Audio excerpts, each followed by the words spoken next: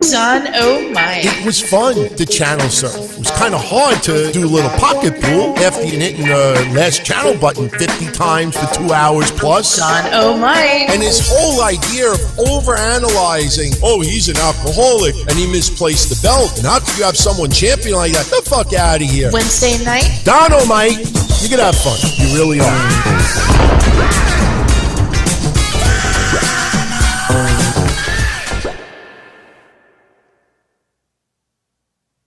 Hit the wrong intro. Now we'll leave it. We'll leave it as is.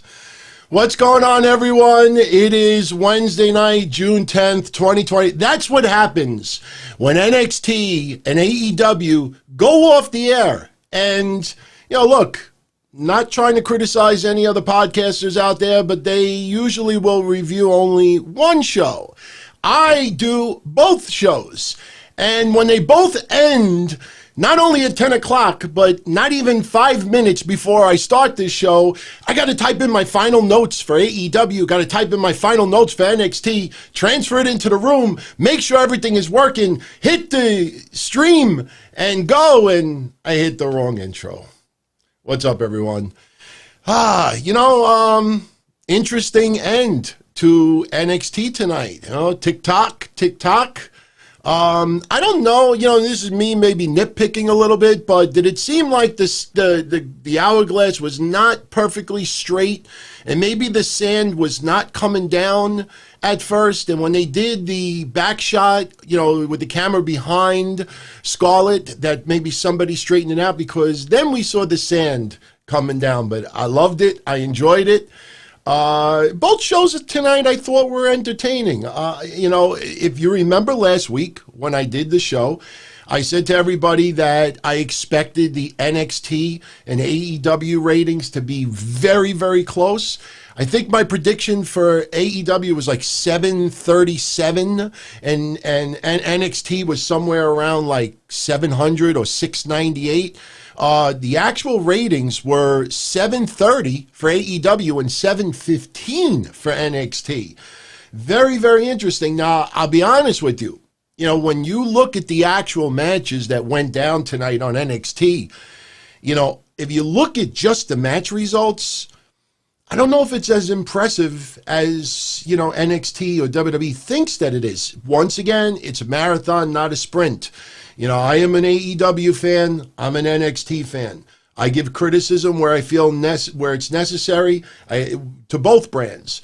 But when you look at the overall scope, I am very curious. Other than Darby Allin and Sammy Guevara, and yes, Private Party is going to be a future tag team, are they going to be enough to draw pay-per-view buys 2-3 years from now? Unless you have some major names leaving WWE 2-3 years from now, what happens when Jericho, gets closer to retirement? Moxley, he goes through almost everybody on the roster. Where does this leave it? You look at NXT, it's an ongoing cycle. Banging stars out. And for anybody that is really, really a strictly AEW fan, just put it on paper. Type it up. Look at the rosters side by side. And even the women's division in NXT, you just go down the line, like, my God, just look at this talent. That's why I've said from day one, it is so unfair to compare AEW to NXT. In WWE's eyes, it's a war. Absolutely a war, but they're taking their time on it. In AEW's eyes, they just want a little piece of the pie, but they also want to, have success and make money off of it, no question. But especially in the pandemic era, with all this revenue lost, WWE, I think they're taking this war a little bit more seriously, everybody. But we'll talk about it. We'll talk about some other news going on and a little bit of research that I did as well. And by the way, if you're enjoying this episode tonight, I know it sounds like a broken record. I'm still new to YouTube. Not even doing this 5 months yet. And we're already at 12,000 subscribers. Love it. Absolutely love that you are all enjoying this. And there's no reason why you can't enjoy other shows as well. but definitely you hit that like button. It allows this show to become, accessible or recommendations for other people out there, and it just helps us grow because I can't wait to see what 2021 has in store for this channel. I remember last summer I put a banner on Twitter, change is ahead. Change is ahead. I think everybody thought I was crying wolf. Change is ahead. I don't think they had a fucking clue. I don't think they were prepared to see what was going to happen over here.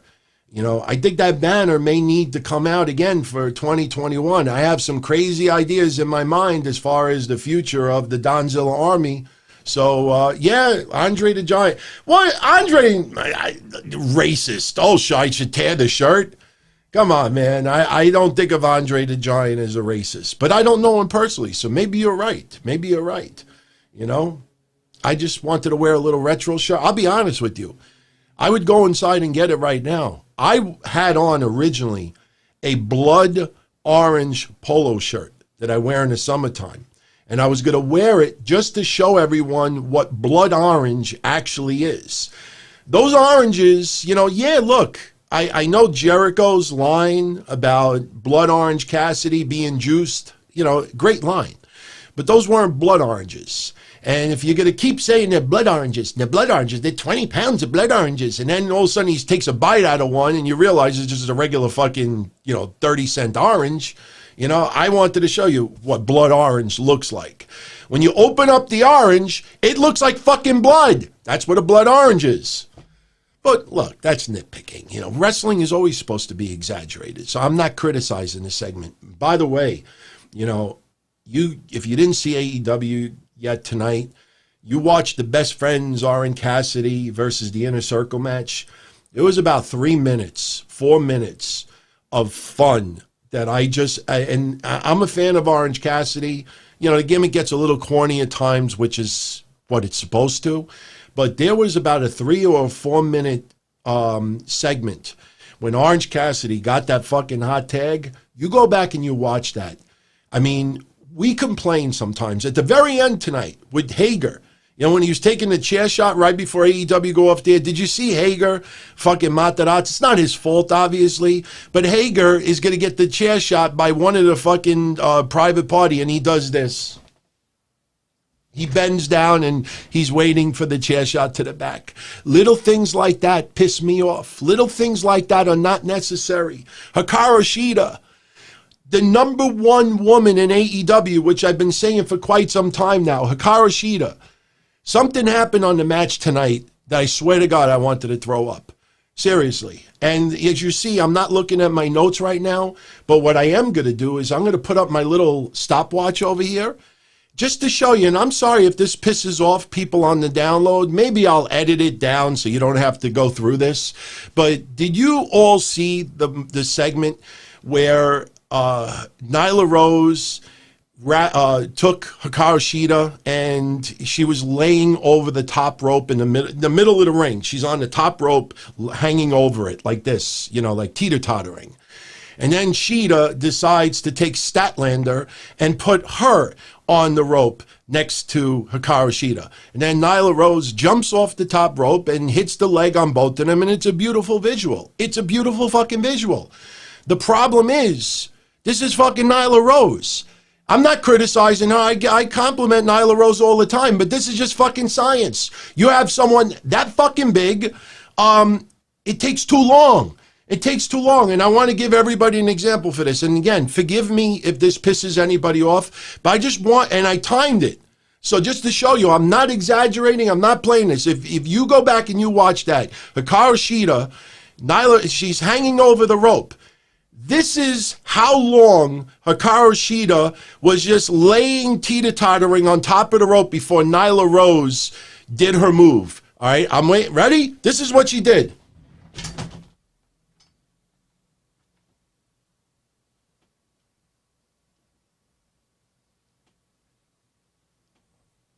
Oh, my God. I'm looking at this in the camera, and maybe... No. Look. I'm still doing it. 22 seconds. 22 seconds. Come on, man. I watched that. That's just god-awful. There is no excuse for that.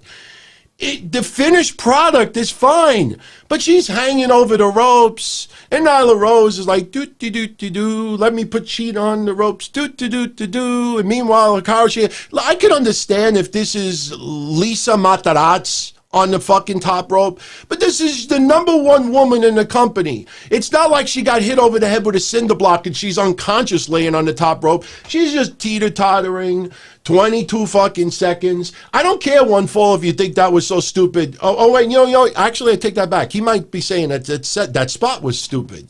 Actually, what I just did was stupid, too. I swear to God, I looked at the camera and I see myself going like this. I'm like, okay, this actually doesn't look all that appropriate, so... By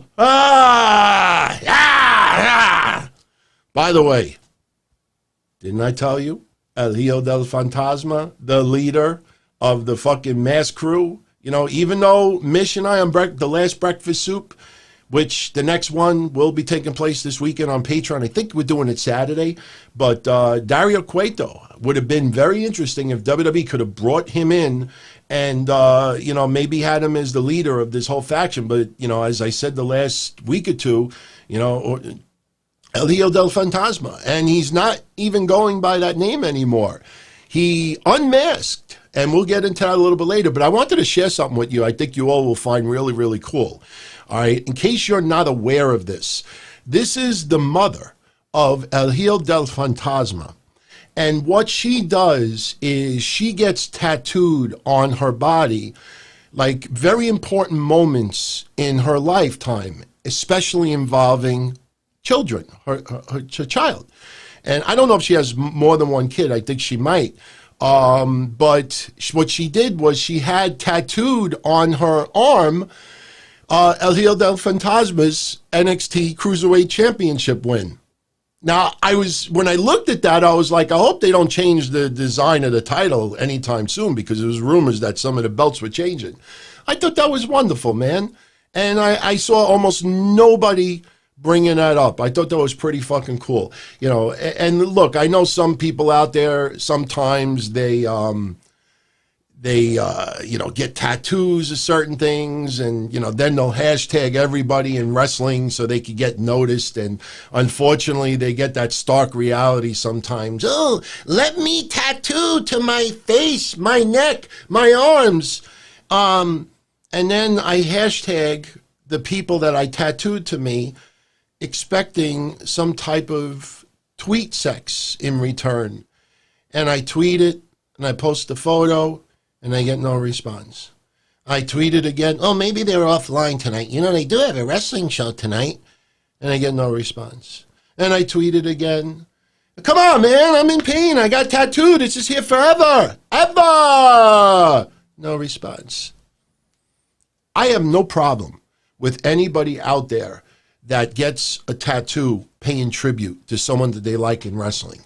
What I do laugh at is when they immediately fucking hashtag everybody on social media. Like, look, I tattooed you to my testicles. Give me love. Give me acknowledgement. Make me feel like I'm not a goof. And I just pictured him on the end. Wow, that's like really, really cool of you to think of me like that. And I got to tell you, man, I appreciate you being such a great fan. And thank you for all the support. I mean, that's what it looks like. Come on. If you love something about wrestling and you want to tattoo it as a memory, I don't give a fuck what it is. You could tattoo when Pepper was fed to Al Snow. I don't care. But when you fucking run and tweet, look, I tattooed you to my chest. Look. I think I just tore that Andre shirt, believe it or not. Oh, God. I'm wearing shorts, man. I'm not in my undies. These are shorts. These are regular shorts that I could actually go to the store for. Peppy the frog. No, Peppy the dog. Pepper. Peppy. Wait, what was Peppy? What was Steve Mongo McMichael's dog's name? It was some fucking, I don't even remember. I don't give a shit. So, anyway, should we talk about stuff tonight? Should we talk about some wrestling news? And by the way, once again, Thank you for the support, as always, everybody tuning in live, if you're checking this out on the recap. But, very interesting stuff going down in the world of pro wrestling. And, one thing that really hasn't been in the news lately, I just was curious to see what was going on. The more research I did, the more upset that I got, and that has to do with that tragic death of Matt Travis. Remember the indie wrestler here in the Northeast that was run over? He was late at night riding his bike, exercising. He got a hit-and-run accident. Private party, they paid tribute. Santana Ortiz paid tribute to him as well. Well, I did some research as far as, the court case, because next month it goes to trial. And later on, towards the end of the broadcast, I'll let you know the research that I pulled. And when you realize what this person is facing, the person who got arrested, this is pretty fucked up. I don't know if this will end up being justice for the Matt Travis family and friends and inner circle. So, but we'll get into that a little bit later. But before we get into it, just a couple of super chats I want to acknowledge. Austin Kincaid, what school did you go to? What happened? Velveteen Dream. He's debuting on Raw. He's debuting on SmackDown. And then the pay-per-view happens, and, he's supposed to get involved with the Dexter Lumis. Oh, well, WWE is not ready to bring him to the main roster yet. Quote, I spoke to my source, and they're extremely high on Velveteen Dream, but they feel it is not necessary to bring him to the main roster just yet. So you keep saying it, they change their fucking story, man. But hey, who said the night of the pay-per-view that Adam Cole, Dexter Lumis, maybe Adam Cole, Karrion Kross, talked about, Damian Priest going to the next level and his promo to the T, cut it right, after the pay-per-view was over, everything seemed to fall into place. What school did you go to? I take pride, man. I take pride that some members of the Donzell Army watching this right now, and yours truly, are some of the only people online that from day one said this shit does not add up about Velveteen Dream. Did not add up. People, remember that. Look, there's a lot of horrible stuff going on in this world. There's a lot of racism going on in this world, police brutality, viruses, cyberbullying. There's so much fucked up in this world. But don't, downplay what happened to Velveteen Dream. There was a huge portion of the internet that wanted that to be true, insisted that it to be true, and would not accept anything but that. There are people out there that orgasm when other people's lives get ruined. That's just the fact. And it blows me away, the fucking laziness in the wrestling news journalist world, the podcast world, that could have just spent maybe 30 minutes and just looking at the timeline and looking at how everything went down.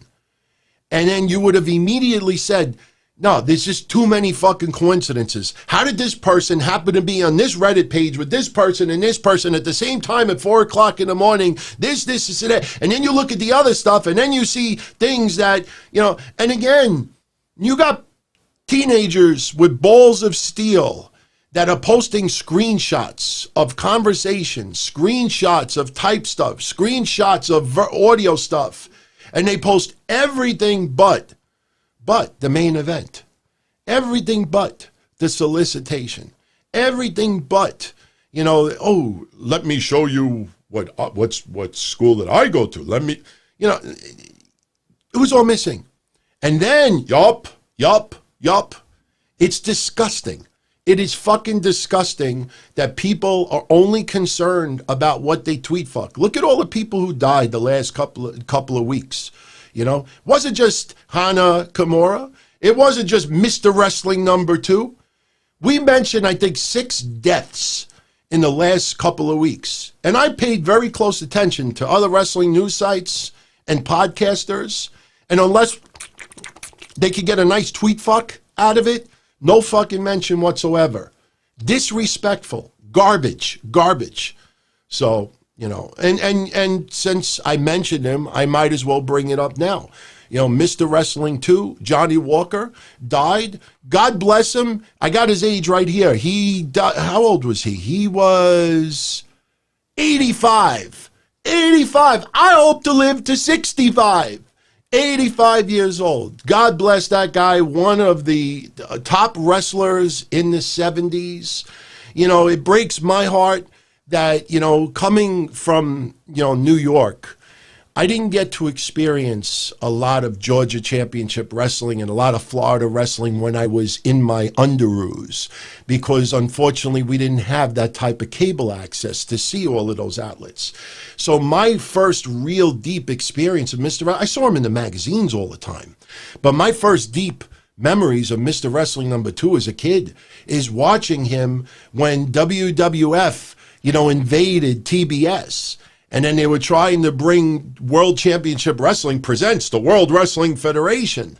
And Mr. Wrestling 2, not only was he a jobber to the fucking stars, but WWF took Mr. Wrestling 2 and brought him to the Northeast and had him wrestle in the Northeast against go on YouTube and search Mr. Wrestling 2 versus Sheik and Volkov, WWF. I think it's December 1985, if I remember correctly. And just listen to the crowd react. Now remember, Sheik and Volkov, they were monster heels at that time. This is the Rockin' Wrestling Connection, baby. And they were monster fucking heels. So Mr. Wrestling 2 is the, you know, the babyface jobber that you know is going to lose. And even when they announced his name, everybody fucking acted like they didn't give a shit. Not even cheers. Not even cheers like, oh my God, maybe it could be Cheek and Melkov. So that was terrible. And, you know, WWF wanted to get some of that Georgia Southern talent, especially since they were on TBS. Mr. Wrestling 2 did an interview clip once on the WWF thing, and, you know, very monotone, very bland, and, you know, it was just a shame to see. I just picture Vince in 1985. What is this shit? Fire him! You know, it's just like he did not fit the mold. It almost felt like that since the Masked Superstar was, you know, Masked Superstar was more 83-ish. 84 to a certain extent, but then we ended up having Demolition, and it was like we need another masked star over there, and Mr. Wrestling 2, and let's also admit, you know, face the reality that Mr. Wrestling 2 was already 50 years old at that time, so he wasn't going to do anything there. But when you see Northeast fans acting like they didn't give a shit whatsoever about Mr. Wrestling 2, it was a little disappointing, especially when you saw him all the magazines from, you know, for me, from 79 on. So another wrestler that died that we have not acknowledged yet, El Impala.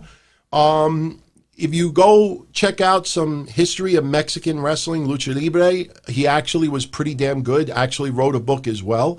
And, you know, he died at the age of 68. Again, you know, when you want to pay respects to people who died in the world of pro wrestling, sometimes you got to pay respects to people that you never heard of before, really never paid no mind to, you know. And when these people out there, unless they can get a good tween hand job out of it and they just show no respect to other people who passed away, that just really rubs me the wrong way. So fuck that shit, man. Fuck that shit. Let's get back to a couple other super chats over here. Daniel-san, Joey Janela getting repackaged. Anybody out there get that little bit of Miami Vice feel to that? Now, I was a diehard of Miami Vice, 1984. You know, was Brothers Keeper? I think that might have been the name of the pilot. You know, Sonny Crockett was from Miami. Tubbs was from New York. Tubbs went to Miami to find the fucking drug dealer that aced his brother, you know? So, you know, basically it was the opposite. Janela is coming off more like Tubbs, you know, being like, you know, Jersey, New York, and Sonny Kiss is being more like, well, Sonny Crockett wasn't flamboyant like that, but it gave me a little bit of Miami Vice feel to it. You know, not a complete ripoff of the characters, obviously, and that shouldn't be. But I like it, man. I like it. No, franchise, you're revealing your age, man. It's not about sexuality. I'm saying that it's Crockett and Tubbs. When I watched it in '84, obviously the neon colors, just the music videos, but the two characters, they did not mesh with each other. They were just two oddballs, one from Miami, Florida, and one from New York City, and it was just two oddballs getting together. That's what I liked about this tonight with Joey Janela. Look, let's be honest. I've said this before. You feel like everybody who is working in the office that wants it. Everybody that works in the office for AEW that wrestles, that wants it, gets like a deep storyline. Colt Cabana doing a lot of stuff. I like Colt Cabana. I've been singing the praise of Colt Cabana for years. All right, but there's a reason why NWA, they had him win a belt, and, he was wrestling some good matches and entertaining and a top talent, but there's a reason why, they didn't put him in like any major storylines. The Dark Order may not seem like a major storyline for everyone out there, but I don't care if they name him fucking 6, because we have 10. And now Alan Angels is 5, and 10 is out with an injury for whatever number of weeks. I mean, they're starting to name everybody numbers. We got 10. We got 5. Now we got Janela. Not Janela. Cabana. Do I care? Let him shave his head. Let him be number 3. Let him be, as long as he's not number 2, if you know what I mean. I got to do number 2. Everybody's like, next week, the Natural Nightmares, Dustin Rhodes and who dat? That's what I call him now. I don't call him QT Marshall anymore. Dustin Rhodes is teaming up with who dat, and they're taking on Kenny. You see it. You see how certain names that work in the offices, if they want it, they are in some pretty, deep storylines on television. So I don't mind Colt Cabana teasing the Dark Order, but think about it for a minute. Unless Colt Cabana shaves his fucking head, he'd look goofy wearing a mask. He'd have to change his attire. I don't know what kind of attire he would wear. Sure, some stuff could be stitched up pretty quickly, but if Colt Cabana starts teasing the Dark Order that he's going to join them, and then he turns on them, why fucking care? I mean, is that the equivalent of Horace Hogan? I mean, look, that's kind of fucked up, because Colt Cabana is 1,000 times more talented than Horace Hogan. But that's like, like a wrestler that, that you see maybe back 20 years ago main eventing Thunder, and they tease, whoa, fucking, Scott Armstrong joined the NWO. Scott Armstrong was extremely fucking talented. Will he join the NWO? Who the fuck cares? Seriously, do I care Colt Cabana joins the Dark Order? Do I care if he turns on the Dark Order? Unless they dramatically transform his look, I don't care. This is just me as a wrestling fan watching AEW. And by the way, didn't we joke last week that watch the Butcher and the fucking Blade come out to leather like they're regular, like nothing ever happened? Is that what fucking S&M people wear in their personal lives? Ice cream suit outfits, white t-shirt, white pants, t-shirt that's a little too fucking tight.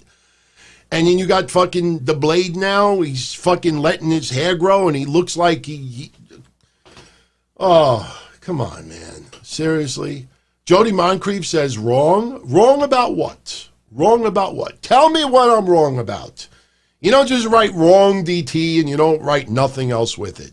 If I say 2 + 2 is 9, and then you say wrong DT, then I know what that means. But if you're just going to write wrong DT with that, yeah. And I say that with love, but seriously. But so getting back to what I said earlier, I like the idea of Sonny Kiss and Joey Janela on TV. Sonny Kiss finally starts getting a little bit more play on Dynamite, and let's see where these skits go. So big shout out to Roger Rubio. Much love, my friend, as always. and let our Patreon family know that Mish and I will be doing Breakfast Soup probably Saturday. Little programming note, I might as well start preparing everybody now. 2 weeks from tomorrow. Well, really today. It's going to be today, soon, in an hour or so. But June 25th through June 29th, I will be out of New York. I planned everything today. Honestly, if I wasn't doing Wednesday Night Dynamite tonight, I would have been in Long Island at a fucking restaurant eating dinner outdoors with a couple of friends tonight. I was invited, but I turned them down. But June 25th to June 29th, yours truly will be on vacation out of New York. That Wednesday Night Dynamite, which will be June 24th, that will still be on as planned. As soon as I finish Dynamite that night, I am going to sleep, and I'm getting up at 6 o'clock in the morning, getting ready, and I am out fucking New York for 5 days. So, fuck this shit, seriously. So, anyway, actually, if you look at the schedule, Breakfast Soup falls in line with that weekend. So Mish and I will probably do Breakfast Soup maybe on that Tuesday. So I got to make sure it's before July 1st. So, and what school do you go to? Writes the goofs and their sources go into hiding after being wrong. You know, you write something long enough, you're probably right. You know, if I tell you all, hey man, one day I'm going to die. You know, I could say to you right now, Roger or school, you know, one day you're dying. What are you saying? Yeah, one day you're going to die. If I say it fucking long enough, it'll happen. So, look, these goofs, like I said, the Brock Lesnar thing, did you see all those websites that were teasing breaking news about Brock Lesnar? And then we just like, bang, like slid right in there Monday and spoiled their parade, and they wrote nothing. They wrote nothing. That's what they do, man. That's what we're going to start doing a little bit more just to have fun with it. And speaking of getting things wrong, this is no big deal, but I got a kick out of it. Last week, AEW had their unrestricted podcast, and their guest was Hangman Adam Page. Well, again, you know, I know 99.9% of you out there would not get this wrong. WWE gets this wrong more times than you can imagine. Very surprised AEW gets things wrong like this. Now, it doesn't happen all the time, but they have made mistakes a couple of times online. And, you know, that's because some people that they hire to do graphics work aren't necessarily big AEW fans themselves. So when they advertised that Hangman Page was going to be on, they put this up. Now, is there anything about this picture that looks wrong? Seriously, as you just let it sink in for a minute and I take a little slug of my mineral water. Does anything look wrong about that? You know, did you figure it out yet? He's not the AEW World Heavyweight Champion. Yes, he is a tag champ. Yes, they got the belt wrong, but that was pretty funny to see that. And, you know, they put it out there and everybody's like, when did he become fucking heavyweight champion? And they took it down, so whatever. Before we get into the TV results, I definitely want to bring this up because it is big news. You know, we're now in June, and yes, there are some states here in the United States that are seeing a little bit of uptick in infections. Those are people that are careless. You know, look, I'm not getting political on these shows. Sometimes I'll do it on Patreon if our patrons want me to talk about it. I do it a little bit on Friday for the Don Tony show. I avoid it on Mondays and Wednesdays. But, you know, you remember, and I'm not talking about humans, us, you know, just regular people. I'm not talking about, you know, victims. I'm talking about scientists that don't put emotion in what they want to talk about. And what were they saying to us? That if you go out, you're going to kill grandma. You're going to kill grandma. Isn't that what they said over and over again? You're going to kill grandma.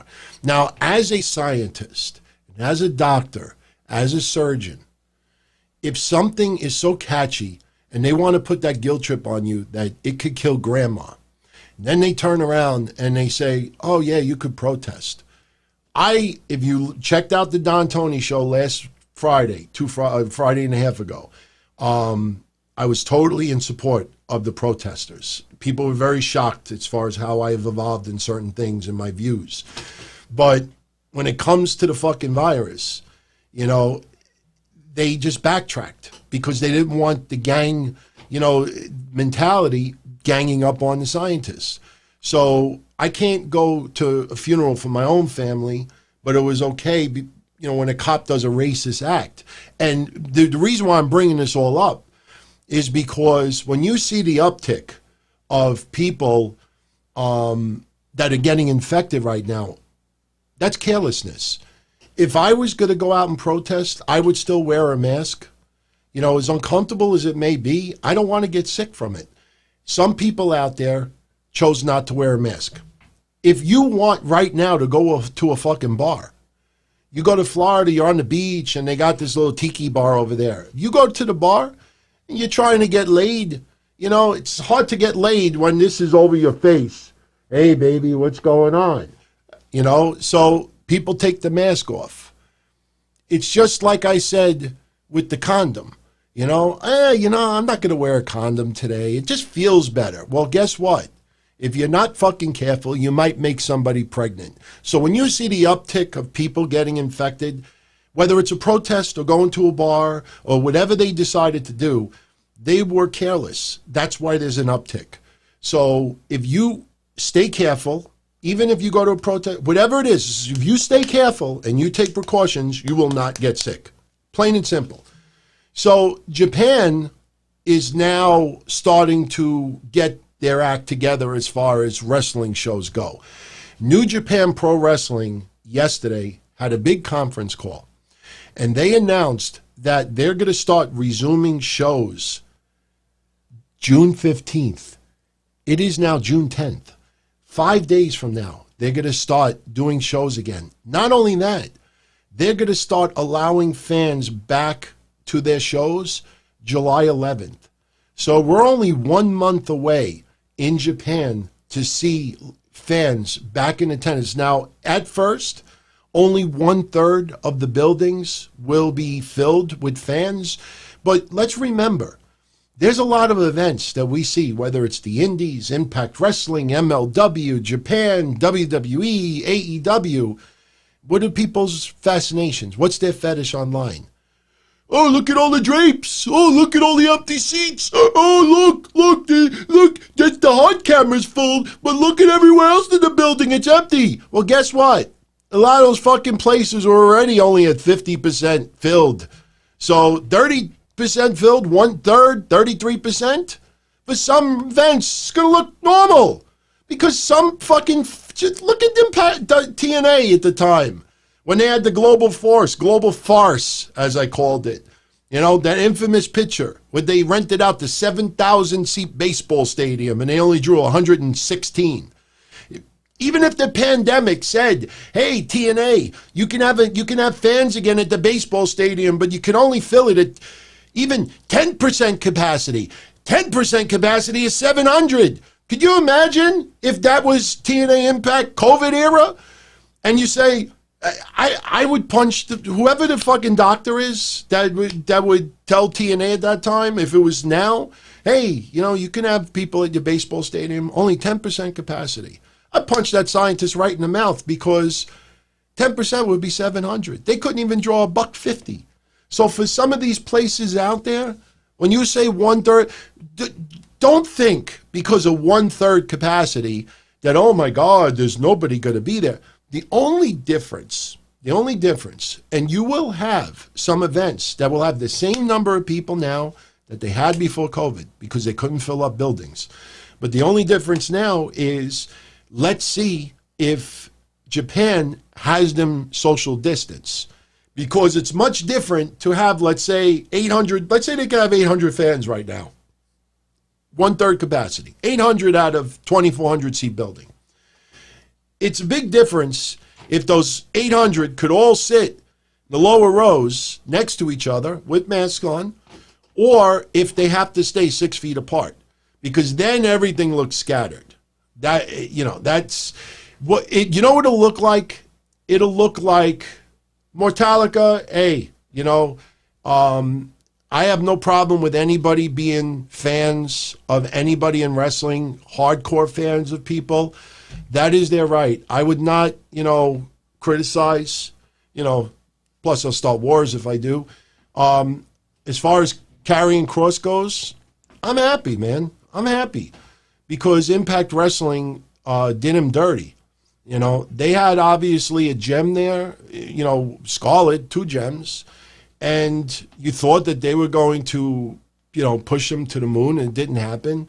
And then Impact Wrestling decided to be the cheapest motherfuckers around. You know, look, their revenue stream got a little bit better later on, but how they dragged that shit on with Cross for you, I told you as many times. I looked at the court documents. I looked at the invoices. I looked at the dates of everything that was owed to him. And when I saw that, I joked and I said, wow, if we put a GoFundMe page up, we'd have all that money fucking raised in about 2 weeks. That's how little it was. It was ridiculous.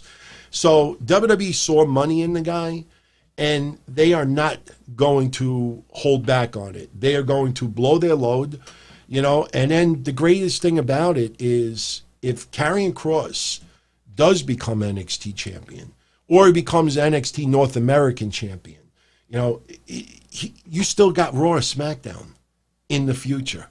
So barring some ridiculous injury, I'm pretty confident that in his personal life, he ain't fucking up. You know, the guy is straight as a straight as what? Straight as a doornail? I forget what it is. Straight as an arrow. The guy, it's there for him to take, plain and simple. So I have no problem anybody. In fact, you know, I was even gonna play that video Monday just to rub it in the haters' faces about Cross. I have it on cue. You know, I don't want to put it on here just to piss off haters, but, you know, there's obvious reasons also why we're fans of him as well. He was, you know, a listener to our shows, loyal listener, way before he even got into wrestling. And, you know, for some of you that live out in Florida, start making plans, man. Yours truly is coming down to Florida sometime between later this year and early next year. Definitely coming down to hang out. It's on my bucket list. Finally get to shake fucking Cross's hand and hang out with some of you motherfuckers. So maybe later on for the haters, I'll play the video, kind of just, you know, get under the haters' skin a little bit. But now, getting back to Japan, though, this is a pretty big deal because not only are they returning to shows in 5 days, but they're going to be doing the New Japan Cup. And the tournament is going to begin on June 16th, and it will finish July 11th in Osaka, Japan. And so they will have live fans for the finals. And for anybody out there that wants to see the brackets, there you go. If you look at those numbers, that's not fucking Richter scale. That's not fucking Olympic ratings. Those are the dates that those matches will be going down. So unfortunately, the finals will have the live crowd, but going into the finals, it will not. So if you look at the blocks, I mean, I don't want to get into every match over here. You could see it on paper, but this is stacked. This is stacked to the gills. This is a great, that's a tournament. That's a tournament, you know, and it's going to be clear cut. One person in bracket A is going to take on one person from bracket B for the New Japan Cup, July 11th in Osaka, Japan. Now, let's talk about tournaments. You know, it was not too long ago that Impact Wrestling had a tournament to determine the number one contender for Tessa Blanchard's title. You know, we had that series with Michael Elgin, you know, Eddie Edwards, you know, and, you know, we thought, okay, you know, like who's going to be facing Tessa Blanchard next? And then I think they were supposed to have Rebellion, and it was supposed to be a three-way, and it didn't happen because Tessa unfortunately cannot compete right now. You know, it's not her fault. But now they announced the main event for Slammiversary. Now, if you look at this, it's not a bad match. You got Micah Elgin versus Ace Austin versus Eddie Edwards versus Trey Miguel versus Tessa Blanchard. Tessa will be defending the Impact World Championship against those 4 men. Now, when I look at that, I say to myself, what was the fucking purpose for the whole tournament? If you think about it, you know, because we're ending up in a 5-way anyway. Now, look, of course, logistics change and the COVID era screwed everything up, so I'm not going to knock it that much. But I am very curious to see if Tessa Blanchard loses the title, and if she does, if she's even pinned. So that is the 5-way set for Slammiversary. And don't forget that teaser video that Impact Wrestling put up, that there's some teasers, you know, as far as somebody released from WWE showing up there. You know, people are thinking between Rusev and Gallows and Anderson and others. So we will see. We will see. You know, obviously, Drake Maverick is not going to be one of them, even though it was in a teaser view. Because, look, he was an Impact as Rockstar Spud. So that's understandable. So, by the way, big shout out to Markel World. Much love to you as well, my friend. I still got the other ticker over here. You know, I could put either one if I want. But for some reason, I think everybody seems to be enjoying this one. So we'll put that. It's kind of neater. You know, I'm playing around a little bit with the graphics still. You know, it's hard to try to find a lot of free time, you know, especially since I am still working 2 other jobs. Thank God I don't have to do much with taxes anymore. I think I have 1 person left that I have to do taxes for. But, you know, Rusev to New Japan, you know, although I'd be very interested to see him face some of the wrestlers in New Japan, I don't know how well that will come across. I haven't really stopped to think about it if NWA would be a good fit for him, if Impact Wrestling would be a good fit for him. Personally, I don't think Impact Wrestling needs Rusev right now. Rusev, I don't know if I would want him in AEW right now either, because there are so many people he needs to leapfrog. Now, today, I guess we'll get back to the other news later. Let's talk a little bit about the TV shows tonight. And by the way, right now it's 10:52. We're managing time pretty damn good. So I think we will be done by midnight. And don't forget, another show in 2 days, Friday. And then Saturday will probably be Breakfast Soup on Patreon. And then Sunday night after Backlash, I will be up with Kev doing your Backlash pay-per-view recap. So we got 3 more, and then you got Monday, DTKC show. So I got 4 podcasts coming in the next 5 days.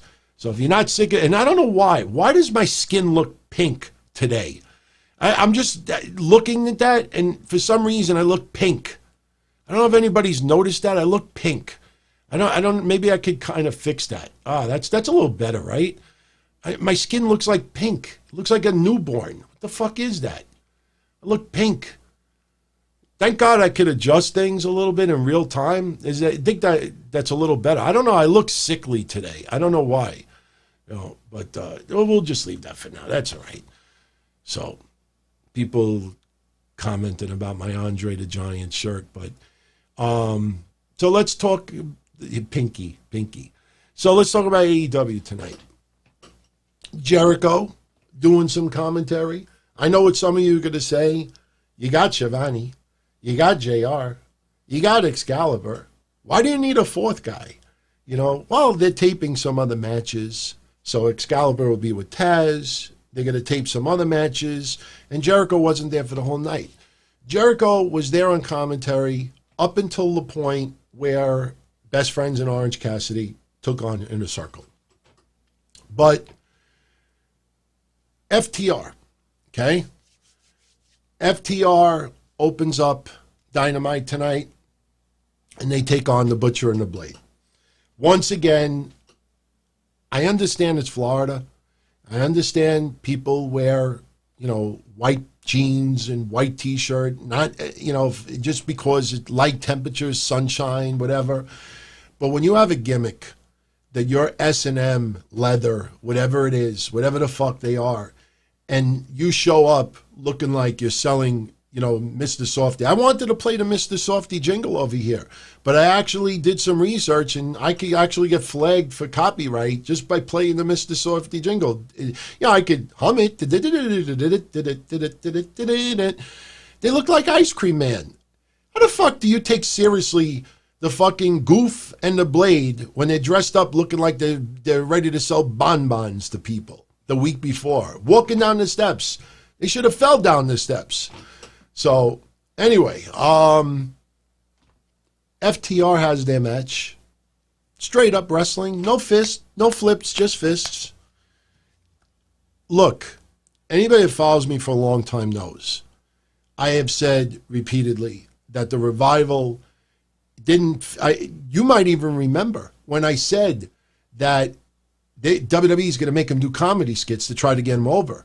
Sure enough, they did those things with the Usos and everything, but I was on point with the Revival that unfortunately in an entertainment company, Lance Storm is the exception. Can I be serious for a minute? You know, when you're extremely bland and you're intentionally being bland, no flips, just fists, you know, there's not a lot of fans in attendance. You'll have the hardcore small group that are into that, but unless you have charisma, you can't just come out there, you know, like Arn and Tully. I don't know if Arn and Tully would get over in the WWE in 2020, you know, just based on their character. I loved them. They're no nonsense, beat the fuck out of people. They were simple what they wore. You know, I didn't have the leather jacket at the time, but I could picture myself wearing the leather bomber with no T-shirt underneath and having my hairy chest sticking out. I could look like an enforcer. No nonsense. But they show that they can wrestle. And the best way that I can compare FTR right now is a filet mignon steak. Look, I'm not gushing over FTR. I'm not going to suddenly say they're the number one tag team in the world. I'm not saying that. There are different types of filet mignon. You could get some decent filet mignon, and you could get some unbelievable filet mignon. Filet mignon is the most tender part of the steak that you could buy. But FTR is like a raw piece of filet mignon. You know that it's going to be good. But in order for the filet mignon to really, really bring out its taste, you have to add a little bit of seasoning to it. So what do? You know, like the chef from the Muppets. Let's put a little bit of Jericho commentary. Let's put a little energy from the fans, quote unquote, you know, the ringsiders. You know, the excitement from the commentators, excitement from the Jericho. That's how you spicing up FTR. If FTR was in front of a live crowd, I don't know if you would have gotten This Is Awesome chance, especially against the Butcher and the Blade, the fucking ice cream men. So, you know, a filet mignon, unless you're a cannibal, filet mignon doesn't taste all that good raw, uncooked. So you got to add a little bit of spice wherever you can because you're not going to do the flippy. So we put a little bit of Jericho commentary as a spice. We put the ringsiders, oh, energetic, loud. And it just, the overall presentation comes off much better. They are steak. They are great. Adding the excitement from the AEW stars around ringside, the energetic commentary, just adds to the whole presentation. And that match was very good. It was very good. After the match was over, the Young Bucks come out, introducing themselves. You know, look, they're teasing Young Bucks, FTR. That match obviously is going to happen. I don't know if it's going to happen at Fyter Fest. That's awfully soon. But, you know, as the Young Bucks are cutting their promo on FTR, the fucking Butcher, I got to watch it back again. Maybe I just wasn't, you know, paying close attention, but it looked awfully weak when he hit them from behind. And then the next thing you know, you got Jimmy Havoc and Kip Sabian hitting the ring, and Omega hits the ring, and Page with his drink still in hand, the AEW champion. So, you know, this is all to set up, you know, something later on. You know, and they were teasing that you had the 3 top tag teams in the ring. Hangman Page and Kenny Omega, the Young Bucks, and FTR. So, by the way, they have renamed their finisher, that spike pile driver. They're now calling it the Goodnight Express. Now, we remember Jim Cornette managing the Midnight Express. Now, obviously, you're not going to, look, the Young Bucks have the Meltzer driver. They weren't going to call this the Cornette Express, not in AEW. So they call it the Goodnight Express. I wonder if that's a little bit of a tribute to Cornette, Midnight Express, trying to just a little play on words. I like the name. Goodnight Express sounds like a name perfectly fine. Absolutely. No problems at all. One big problem I had about tonight's show, it was cool to see Tully and Arn and Jake the Snake at ringside. They put the cameras on them during this match. Think about it. Arn and Tully are at ringside. FTR is in the ring. So that was pretty cool to see that. What I didn't like is what I talked about last week, and that is what they're doing with Lance Archer. My going back on it, like I said, my pick was Lance Archer to win it all. That was the only one that I got wrong. Then I thought about it, and I said, okay, I understand why Cody gets it, because he represents, is a better representation for AEW to TNT. Now it seems like Cody is on TV every week, defending that title. So that title looks like it's going to be defended every week on TNT. So would you rather have Lance Archer defending that title if you were TNT every week, or would you rather use Cody? So it seems like Cody makes more sense. But have they seriously hurt Lance Archer in the process? Maybe Lance Archer should not have been in the finals for that title. They should have seriously considered someone else. In hindsight, and I know I brought this up once before, I think Lance Archer probably would have been better off getting disqualified in that tournament and then just totally annihilating someone. But they now have Lance Archer, and he's sitting around fucking ringside. Now, in 2 weeks, that could change in a snap of a finger. But right now, it just feels like, they built up Lance Archer so well. And then he ran into the Cody wall. Now it's like, now what? Now what do we do with him? Now what? So Justin Roberts, even though he still hasn't been blocked on social media, nice to see him back doing the announcing. But so FTR beats the Ice Cream Men, which was fine. Let's see. Then they announced that Who Dat and Dustin are getting a tag title shot next week. Chris Statlander and Hikaru Shida, they lose to Nyla Rose and Penelope Ford. Look, I have criticized Penelope Ford quite a bit. Of course she's sexy. And of course, you got to, think how creepy it must look to some of these people online, especially those that hide what they look like, whacking off to this woman and just praising her like she's like the number one female in wrestling simply because their load just gets and unfortunately that's the case. There are guys out there that are using her sex appeal and basing that on how she's an unbelievably good wrestler and this and that. I mean, she is shown, and we've brought up many times in the past, that she is, very inexperienced still.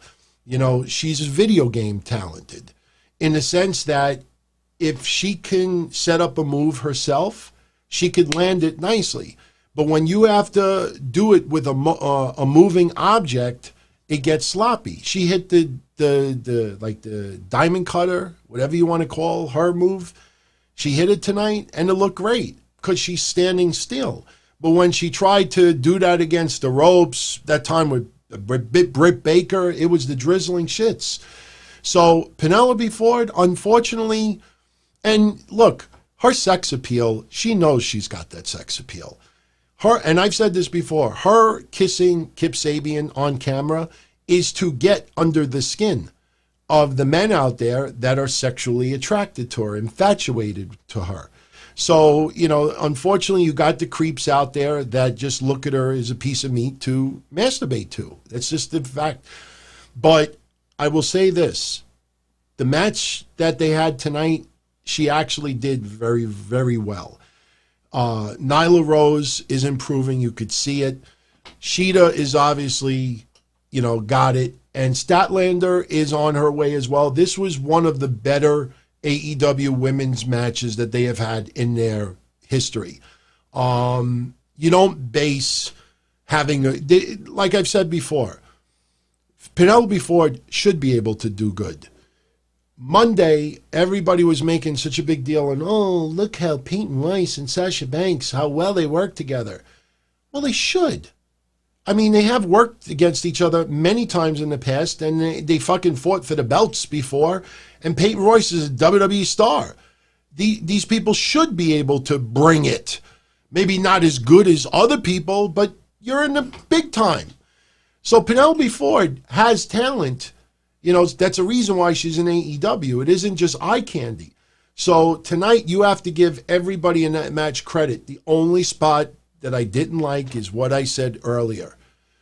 And that, just that 22 seconds was way too long. Just heard, you go back and just look at it. It's painful to just look at that, the 22 seconds. But I will always give a female wrestler credit where credit is due when you see some good in-ring work. I judge Penelope Ford by her in-ring ability. Of course, she's pleasing to look at and she's beautiful, but I will judge her based on her wrestling ability, not based on what fantasies I can try to fulfill in my mind. So I thought she did a great job tonight. I have to give her credit where credit is due. After that, we saw a segment with Darby Allin with Tony Hawk. And Darby Allin is trying to jump off the ladder onto the skateboard. He keeps missing it. He finally nails it. Good. He finally nailed it. You don't need a doctor's notice to skate. And that's what Tony Hawk said. And he nails it in the end. Good for him. But you go back and you look at that pay-per-view. He tried to do it with a ladder there. And he's lucky he didn't break his fucking leg. Seriously. Lucky he didn't break his leg. Christopher Farr, yes, the bunny is actually involved with the blade. Who dat, doing that whole storyline, you could see that a mile away. Bite the apple. Think of, she's going to turn on the guy, this whole storyline like, oh, that's my girl. Who dat? Seriously, I've done against him personally. He's fucking talented. He had that one match that time. I think the first time he was in a three-way on AEW, I forget who his opponents were. I was like, man, it was great to see them, let him go. But now they put these storylines, and again, it feels like people in the back getting rewarded for all of the hard work they put in the back. And yes, okay, that's fine. But, seeing Who Dat get a tag team title shot, and seeing Colt Cabana debating if he should join the Dark Order. Seriously, let's go back 20 years. Would either of those two, would they have been storylines either on Thunder? Do you think maybe Colt Cabana, being offered a spot in the NWO, maybe that would have been on Thunder, who knows? But you mean to tell me, was there anybody that was on the level of a QT Marshall, blander than fucking mineral water? At least mineral water has minerals in it, say that fast. QT Marshall, he just looks like a guy that I'd be picking up my prescription from in Walgreens. Hey, I got a prescription to pick up. Give me my Ambien, damn it. Seriously, who dat? That's what I call him now. Who dat? That's all he is. That's why they put Ali with him. Because now it's who dat with who dat. That's who dat with who dat. That's all it is. But, unfortunately, still, I can't believe still they have not done more with Michael Nakazawa. I mean, we get a Britt Baker promo, and this is to keep the tension between her and Big Swole going. Let's be honest, Britt Baker with the Rolls Royce and doing those rehab videos. She's nailing it. She's nailing it. She's definitely improved from, right before the cruise. Like the Jericho cruise kind of turned the page for her in the speaking department. No. Look, as far as in the ring, there's no question. She has a long way to go still. But she ain't 40. She got plenty of time to get better once she rehabs from her injury. But as far as doing the skits and getting under people's skin, yeah, it's all pre-recorded, so you can edit it, you could trim this, you could redo this. Look, anybody out there, if you could record skits in advance, take 2, take 3, take 10, you could end up making it look really, really well. But, you cannot complain about the skits that she's doing right now. You really can't. We'll see what happens when she returns from injury. And you got to remember this, too. Don't underestimate Adam Cole with this. I'm not one of those goofs because he's with Britt Baker. Oh, he's going to be in AEW. I'm not saying that. But when you are involved with arguably the #1 guy in NXT as far as talent goes, to me still the MVP of 2019 in pro wrestling. Wrestler of the Year of 2019 for me is Adam Cole. So when you have, in my opinion, the wrestler of 2019 on the opposite side of the bed, that guy can feed her and help her with so much and just bounce things off of each other. Just imagine if Britt Baker was just a dentist and didn't do anything in wrestling. And Adam Cole's like, honey, what do you think about, how does this move look? And she's like looking at you like she don't know what the fuck she's looking at. So she can bounce things off of Adam Cole, and Adam Cole, being a top wrestler, will help her. They could go back and forth with promos. They could do this. They could see that, the guy has the wherewithal to he's very quick with his reactions.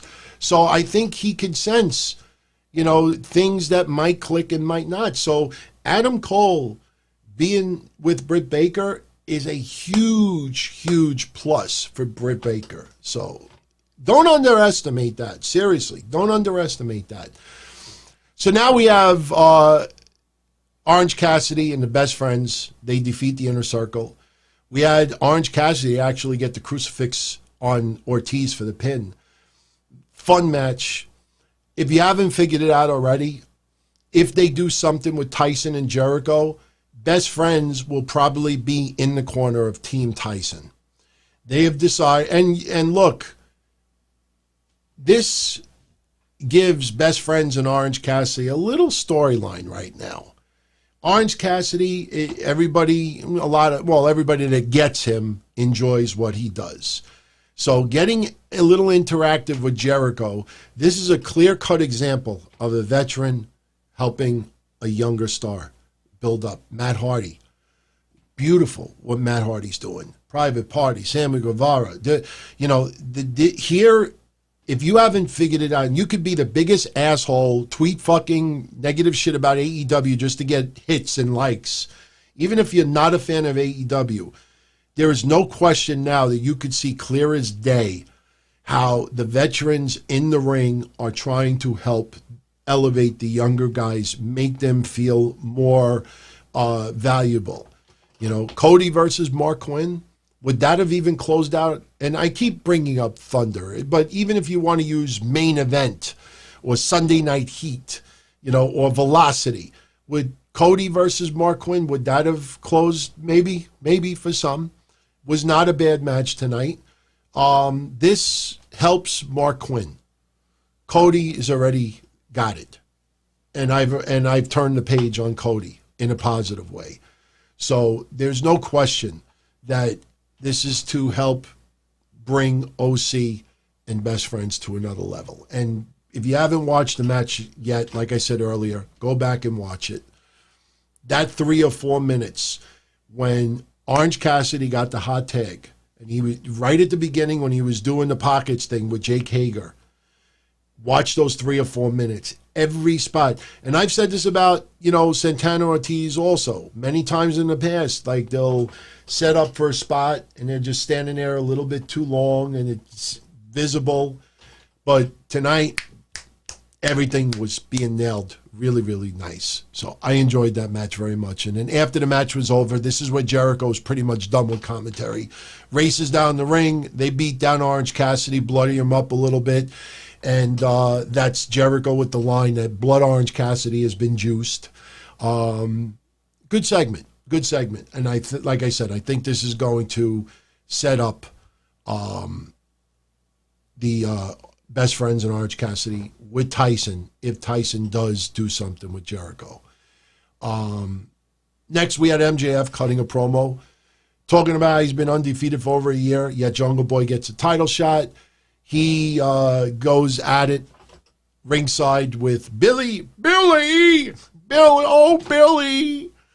He goes at it with Billy, and he's talking about, you're going to bring another one of your scumbag sons into wrestling. And, let's be honest, Austin Gunn was kind of like, goofy there. Like, what did you say? What school did you go to? What did you say? And soon as Billy Gunn put his hands, and they're just calling him Billy, by the way. If you notice, they're doing Billy and Austin like they do with Cody and Brandy. I don't know if you've noticed it. Cody, even though they do say Rhodes once in a while, but it's Cody and Brandy Rhodes. Billy and Austin Gunn. You see where I'm going with that. So, talk about a random question out of nowhere. This is like an RKO out of nowhere. Wow. Talk about hitting me on spur of the moment. Thunder or Blunder, my least favorite pay-per-view main event match of all time. Oh, my goodness.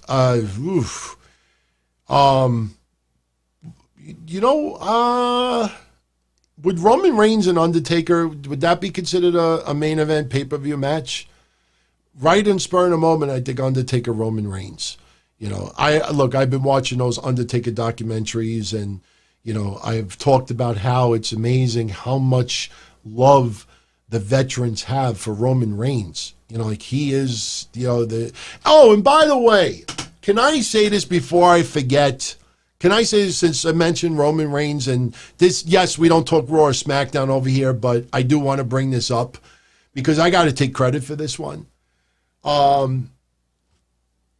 my longtime listeners, do you remember when Roman Reigns first was breaking away from the Shield? I went on my Monday show and I said, they're going to give Roman Reigns the John Cena push.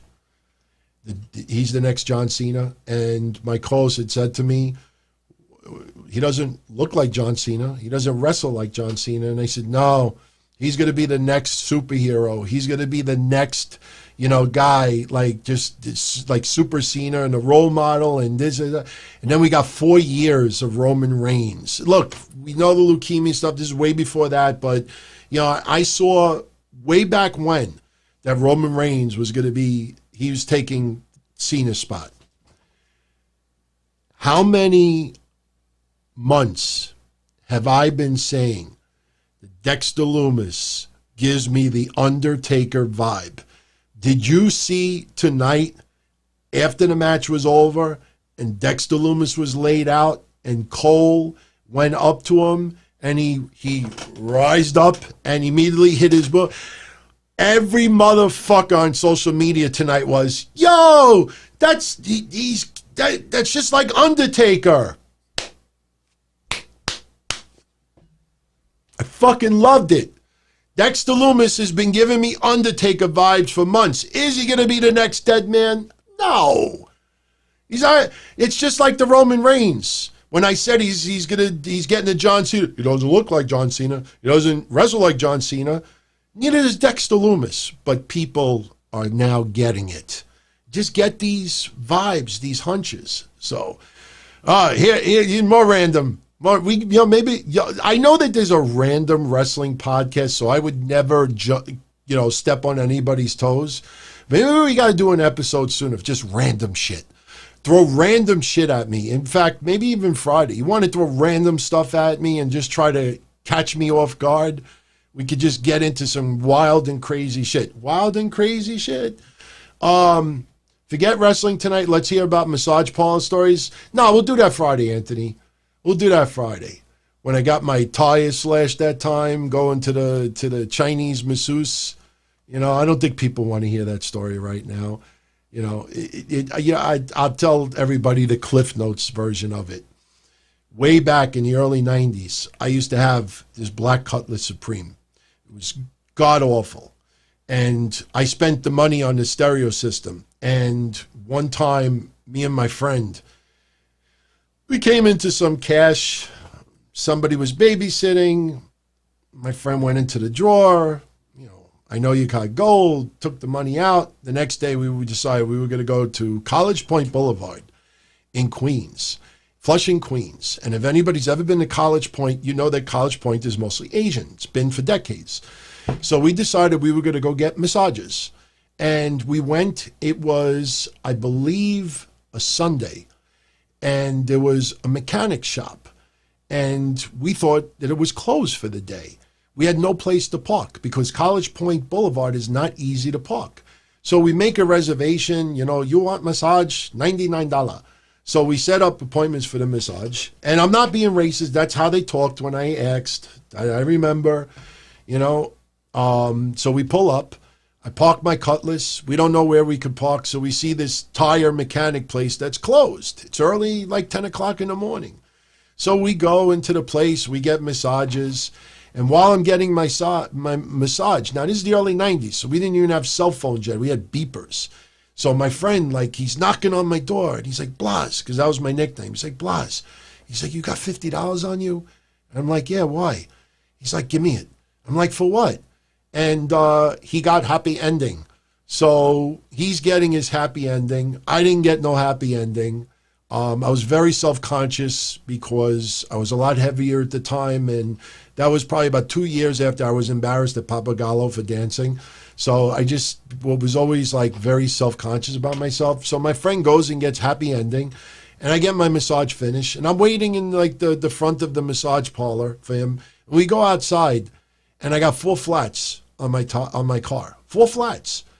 And I'm like, motherfucker, who gave me flats? We look over, and the mechanic shop is open. And the guy comes up to us. He goes, oh, man, you got 4 flats. You know, you want me to fix them? Or, you know, you want some used tires? So I had to fucking pay the mechanic shop to fix my 4 flats. And we realized after we left, but we couldn't prove it, that because we parked in the mechanic shop to go get fucking massages and getting, you know, blowjob or whatever, they fucking slashed my tires. And then they charged me to fix them. So, yeah, I got some doozies. I got some other ones out there. Thunder or Blunder also asks, do I see Nick Jackson as a single star? Nick Johnson. It's possible. I'll tell you this much. I definitely see them having each Jackson take on Cody, possibly for the TNT title in the future. You know, they're going to start burning through people. You know, Hager. I mean, Hager is going to fight Cody next week. You could see that a mile away now. But they're going to ultimately have to come down the list and have some additional friendly challenges. So, yeah, I see members of the Young Bucks taking on Cody.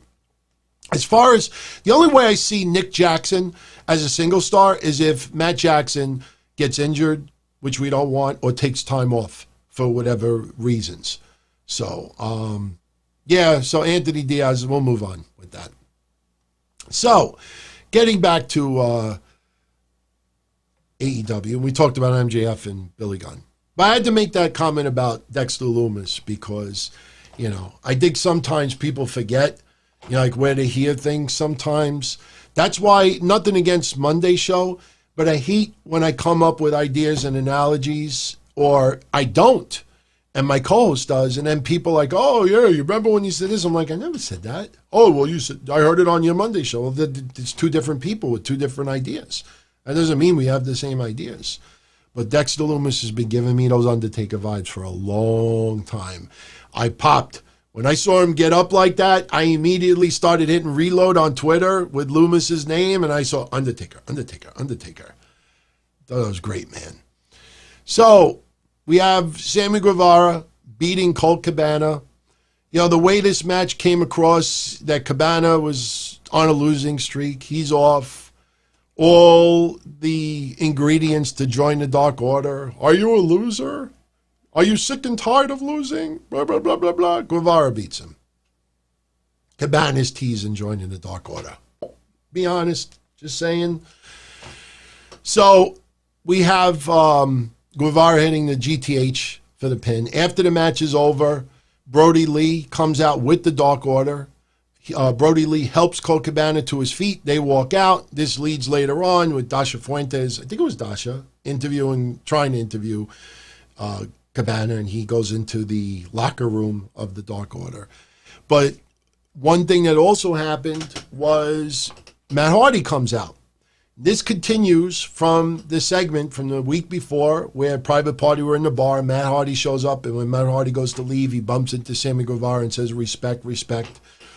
You know, it's interesting because if you do a search for my older shows, when Matt Hardy was getting into the legal troubles, thank God he has overcome them. God bless him. But when he was getting to the legal troubles and he had all those mugshots, I did an article once called The Three Faces of Hardy. And it was the three mugshots, side by side by side. And when you looked at them like that, you could see him deteriorating. That's why I'm so happy that he turned it around and has turned it around for years and years and years. But we have kind of the three faces of Hardy right now. You know, we have, some people call him 2020 Matt. I just call him regular Matt.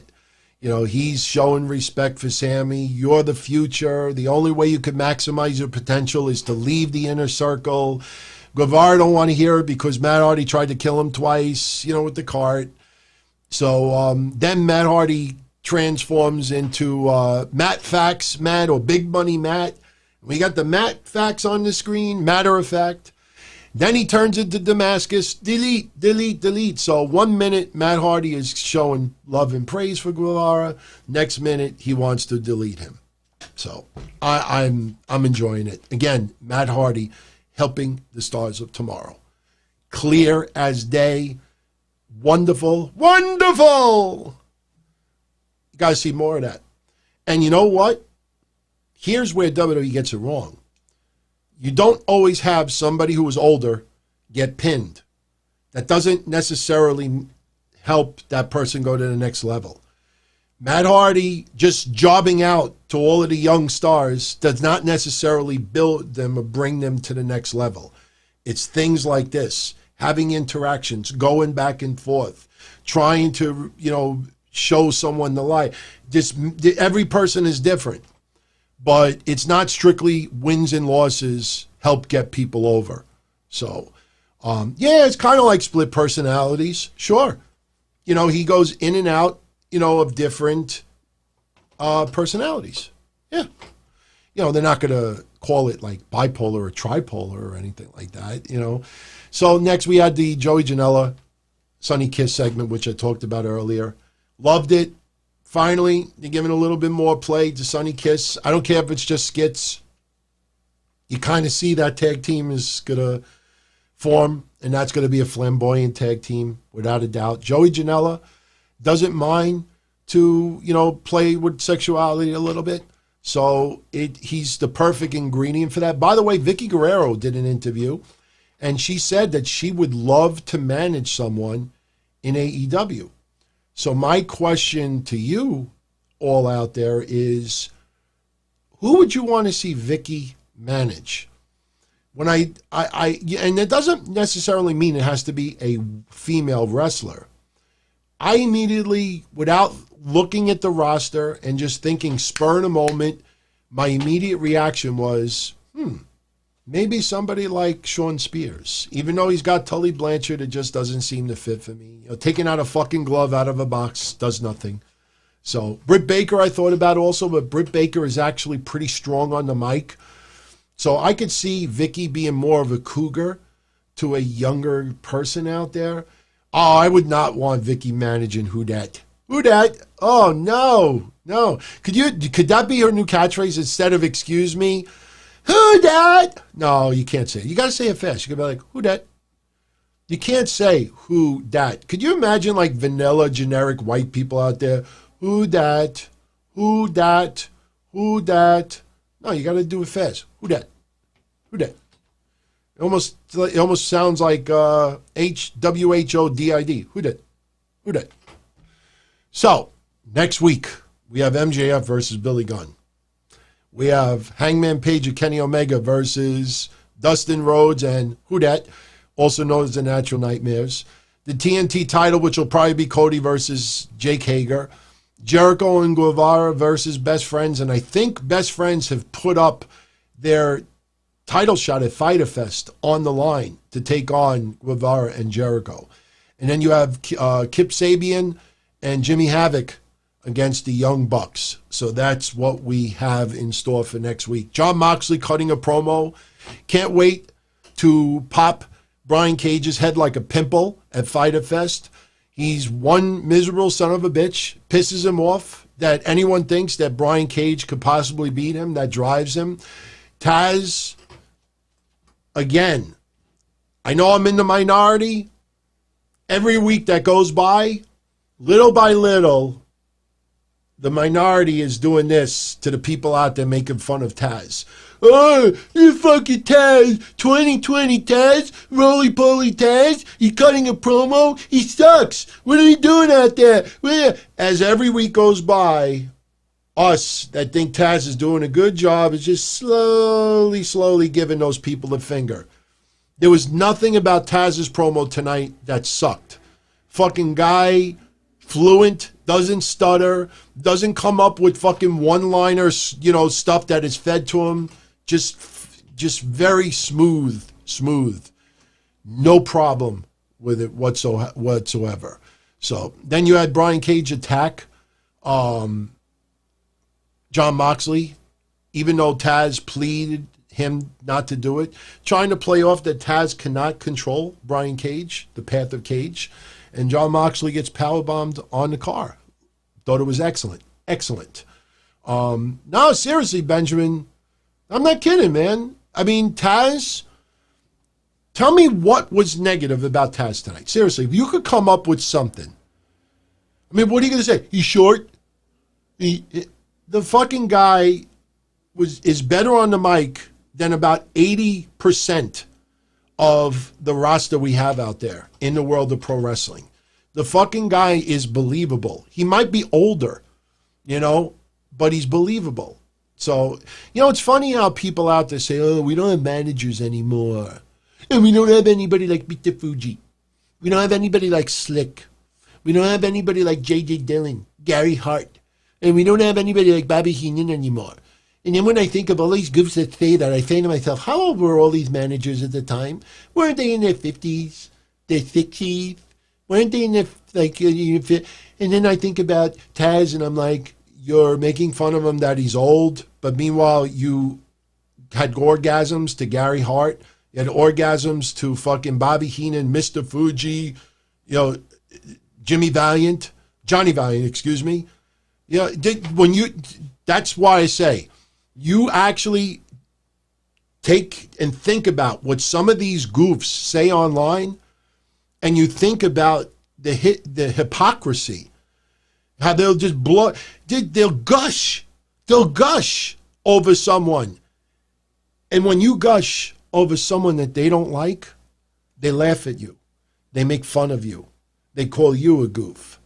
But yet, when they gush over their favorite, God forbid you say something negative about their favorite. It's almost like the ultimate curse word. How dare you say that? How dare hypocrites, sick fucking hypocrites. Gorilla Monsoon wasn't a fucking manager. Sam I am. Sam I am. So we had Cody versus Mark Quinn. Great match. Overshadowed by the clusterfuck after.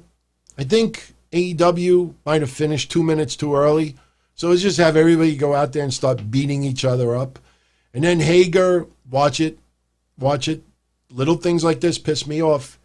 Hager takes the chair shot, middle of the fucking ring, hard camera. Hager does this. and actually waits for 2 seconds.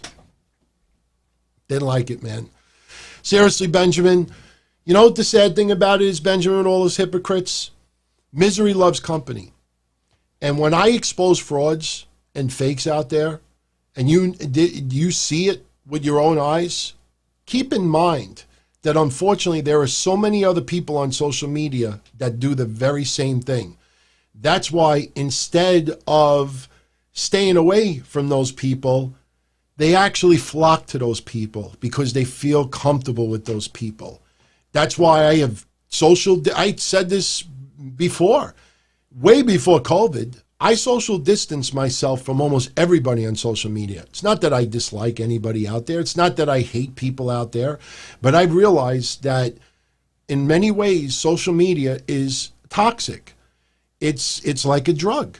And you see people out there that have totally created these fake lives that, you know, you can't even expose it, because if you expose it, you look like the bad guy. So you have to sit there and watch fraud, lie, fraud, hypocrisy.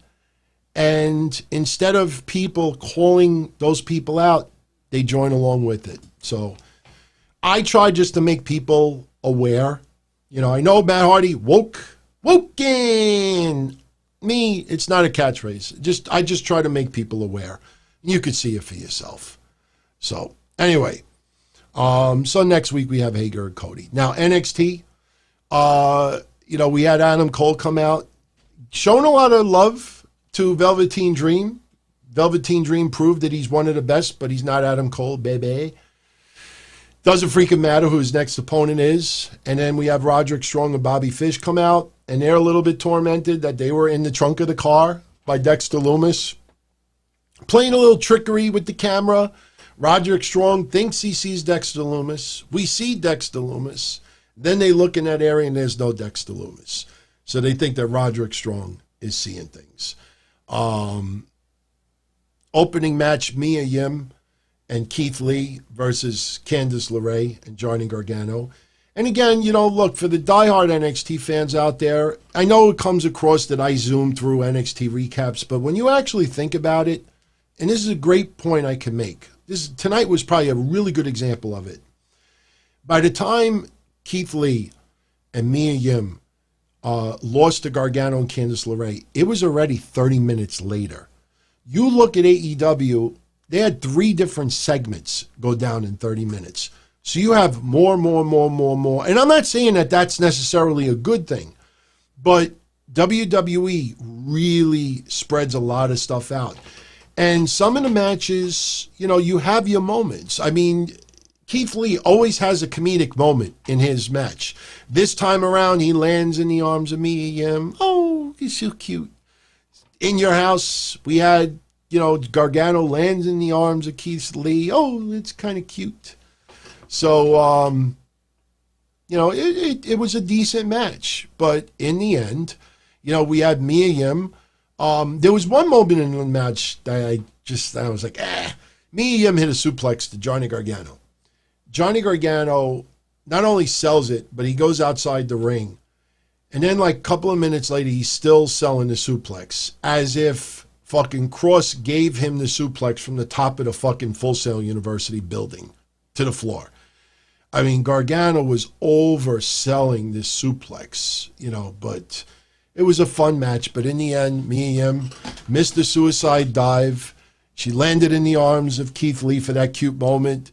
Then Keith Lee accidentally pounced Johnny Gargano into Mia Yim. Johnny Gargano took advantage of that. Keith Lee was DDT'd onto Candice LeRae, and Keith Lee is holding Candice LeRae almost like King Kong holding, what was that girl's name? You know, who's the girl's name in the movie King Kong? You know, I never liked that movie, but what was that movie? I'm trying to think of another movie where the person just holding the girl, you know, the girl, like, oh, what did I do?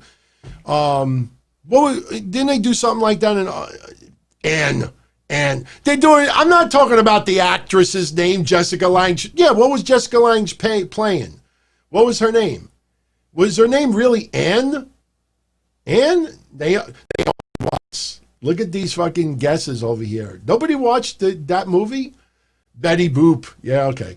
But wasn't there another movie? Was it Of Mice and Men where he's just holding someone like, what did I do? What did I do? You know, it's a good one. I'll give you a better one. Fay Ray. Okay, I'll go with it. I don't remember it being Fay. What a stupid name. One of the most famous movies of all time, King Kong. Like, hey, what do we name the woman? Hey, let's name her Fay Ray. Are you serious? Fay Ray? That's almost like a joke. I just can't picture the people laughing at that. Fay Ray. Was that the character name? Was that I don't remember it being Fay. King Kong and Fay? I don't know. Something tells me that's wrong. But, you know, here's another one. Keith Lee was like Hulk Hogan holding Miss Elizabeth. When he had to carry her to the back, Keith Lee's just standing there like, what did I do? What did I do? What school did I go to? And then Gargano scoops him up, gets the pin. Greg Bugatti says Ann. Yeah, that kind of makes a little more sense. Yeah, Ann. All right, Ann Darrow is the character's name. Thank you, Shep. Yeah, Fay Ray just sounds funny. It's like, yeah, we'll name her Fay Ray. And it's like, okay, maybe we should call her Ann Man or Tony Phony. Phony Tony. People like to call me Phony Tony. So that match, fun match. But again, we're already at 8:30. 25% of the show is already over with. Damian Priest, they replayed the interview that we talked about on Monday that took place right after In Your House finished on Sunday. And by the way, you know, I joked about them on Sunday. I take it back. Code Orange is not as bad as I thought it was. I actually, when people were bringing to my attention, they did the cover of Alistair Black's song. They did Bray Wyatt's music, and I actually checked a little bit further. Code Orange is not bad. Not my kind of music, but I think I was laughing more at the lip syncing than anything else, but not a bad group. I totally get now why people actually like their music. So, but do anyone else out there think Damian Priest's face turn is on the horizon? We have Mackenzie Mitchell interview. I've come up with a new name for Cameron Grimes. I've said before, he looks like the love child of Jimmy Jam Garvin and Sean Waltman after gaining like 50 pounds, like a fat Sean Waltman. From now on, will call him Jimmy Jam Waltman.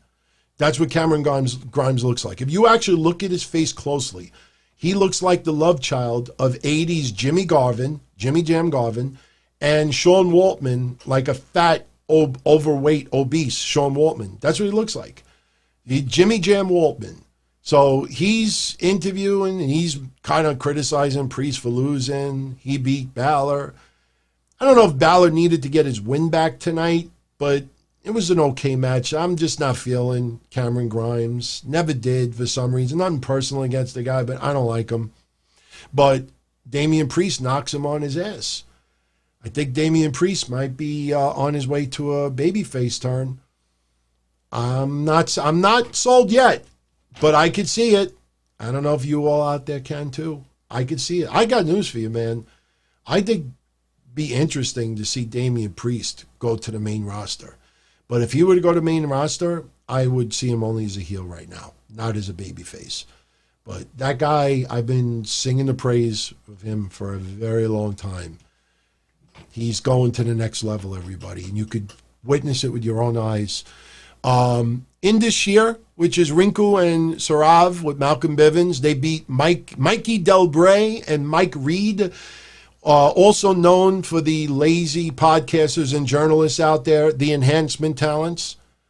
I mean, it's just funny how they don't even fucking recognize someone. I'm like, hey, that's Mike Reed. Well, not really, but I did the research. But look, 1 minute match, did what it needed to do. These guys are impressive.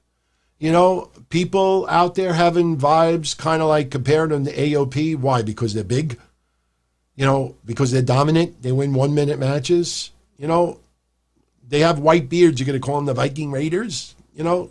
But I'm a big fan of Balor. Absolutely enjoy Balor a lot. I don't know if Balor needed to get his win back over Cameron Grimes. If anything, I would have rather have seen not Damian Priest knock out Cameron Grimes, because they were trying to play off early that he had a broken jaw and he didn't want to fight, and William Regal's on the Zoom saying this, blah, blah, blah, blah. I wouldn't have even had Damian Priest knock Cameron Grimes on his ass. I would have had Cameron Grimes have his match with Balor, and then have Damian Priest show up at ringside with the fucking pipe or whatever weapon he uses. Everybody immediately think that he's out there to whack Finn Balor in the leg again. And then he whacks Cameron Grimes instead. Balor gets the win, but at least it's more that, you know, he didn't want Damian Priest's interference, but Damian Priest is the reason why Finn Balor won. To have Finn Balor win straight up against Cameron Grimes, I don't know if we really needed that. You know, hitting the coup de grace in the 1916, I don't know if that was necessary, because to me, that doesn't help Cameron Grimes in any way. So would have been interesting to see Damian Priest come out to ringside and people like, Marinello, he's been out there before. He's hit Finn Balor before. And then just when we think he's going to hit Finn Balor, it's Cameron Grimes. Mamma mia! Next week, Imperium defends the NXT tag titles against Breezango. I've already given you my thoughts Sunday on Breezango and last week. Nice, but it just feels too filler, in my opinion. Dakota Kai beating Casey Catanzaro, minute. So, not doing anything with Catanzaro right now. Kaden Carter runs in from the save. Then Raquel Gonzalez basically beats her up too. This is going to set up a tag match, for next week. Now we got El Hijo del Fantasma out there to have a little celebration for his win. The NXT fans, you deserve it, and all that love. He's interrupted by Drake Maverick. I saw some friends that I communicate online. They were wondering if Drake Maverick was going to turn. I've said it for a couple of weeks now. My shows are there. You know it. I said the El Hijo del Fantasma is going to be the leader of this mask group.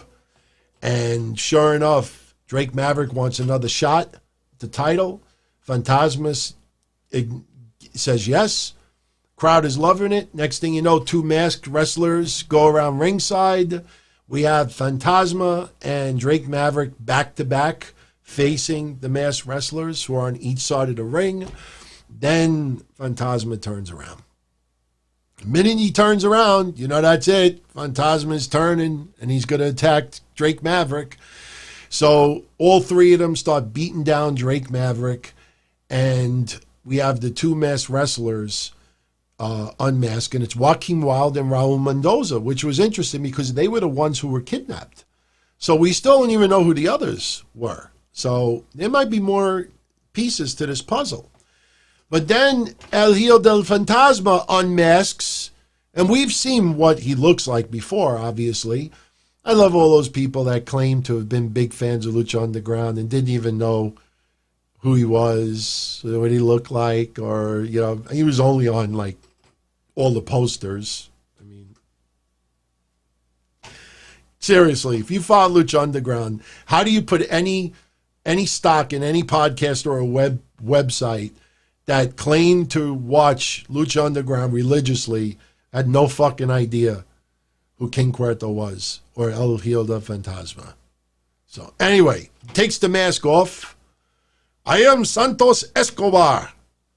I am the NXT Cruiserweight Champion, and no one can touch me. I am Santos Escobar. El Hijo del Fantasma is finished. I don't know why I'm talking like this, but Santos Escobar.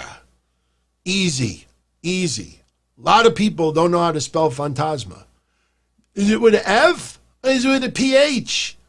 So if you can't spell Santos Escobar, something is wrong here. I love King Cuerno, man. Absolutely.